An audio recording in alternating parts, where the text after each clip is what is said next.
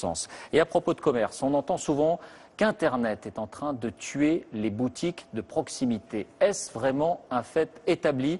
Regardez l'enquête de Christelle Méral, Loïc Delamornay et Tatiana Daligo. Dans bien des cas, au contraire, la toile est une opportunité, une occasion de rebondir pour ceux qui savent s'en saisir. Au cœur de Limoges, la maison Bessac vend des chapeaux de père en fils depuis près de 60 ans. Des casquettes, des bonnets, des chapkas et surtout des bérets. Vous voyez, on le casse un petit peu devant et lui donner une petite forme un peu comme ça. Oui, oui, c'est vrai. C'est là qu'il devient joli. Mais depuis 3 ans, le patron vend aussi ses bérets sur Internet. Juste encore un petit peu le béret, allez. Ça ne suffit pas la vente en magasin? Si, la vente en magasin peut suffire, mais c'était pour étendre un petit peu nos ventes, pour donner un petit peu d'envergure au béret et puis pouvoir le vendre dans le monde entier. Comme ça. Oui, ça vous va très bien. C'est entre midi et 2 heures, quand son magasin ferme, qu'il s'occupe de sa boutique en ligne. Sa page web lui a coûté 10 000 €. Il paye en plus 450 € par mois à un célèbre moteur de recherche pour apparaître en priorité quand on tape ses mots-clés. C'est une vitrine, hein, c'est comme un magasin. Plus on apparaît tôt, plus on est vu, plus on a de chances de vendre. Vous voyez, ici on apparaît en deuxième, donc ça nous permet d'avoir un visuel tout de suite pour les clients, pour les gens qui ont tapé béret basque, de tout de suite trouver le site qui correspond.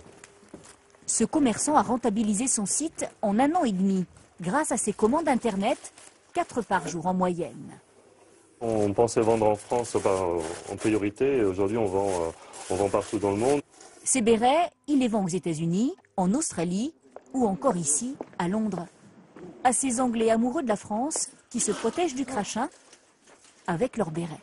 C'est imperméable pour le mauvais temps. C'est très joli. Un achat en ligne, 39 € pièce et 15 € de livraison. Si vous voulez le béret authentique, c'est très difficile de le trouver ici. En France, librairies, petites boutiques de thé, marchands de souliers se lancent sur Internet. Le e-commerce est-il devenu indispensable pour les enseignes de centre-ville? En France, seule une boutique sur 10 a un site Internet qui lui permet de vendre ses produits en ligne. C'est beaucoup moins qu'en Allemagne ou en Grande-Bretagne. Car la vente sur Internet est parfois compliquée. Le gérant de cette droguerie vend des produits d'entretien d'autrefois, difficiles à trouver en grande surface. En caustique, lessive naturelle, amidon pour linge. 20 000 articles qu'il a fallu référencer sur le site de la boutique. Un an de travail. Bon Manu, on a une forte demande sur ce produit-là. Le patron a dû embaucher ce spécialiste informatique. 2 000 € par mois. C'est le prix à payer. Question de survie. Il y a d'autres enseignes qui se sont mises sur le marché. Des très gros sites de distribution. On avait dit qu'on avait notre part à y prendre. C'est pour ça qu'on s'est lancé à fond là-dedans. À Limoges, un conseiller numérique a même été nommé pour aider les commerçants.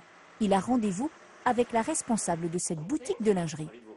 Je voudrais montrer toute la palette de mes articles, justement la grandeur, et tout, la qualité, la taille et tout. En moyenne, il faut 6 mois à un petit commerçant pour créer son site de vente en ligne. Mais tous sont unanimes, un site web booste les ventes.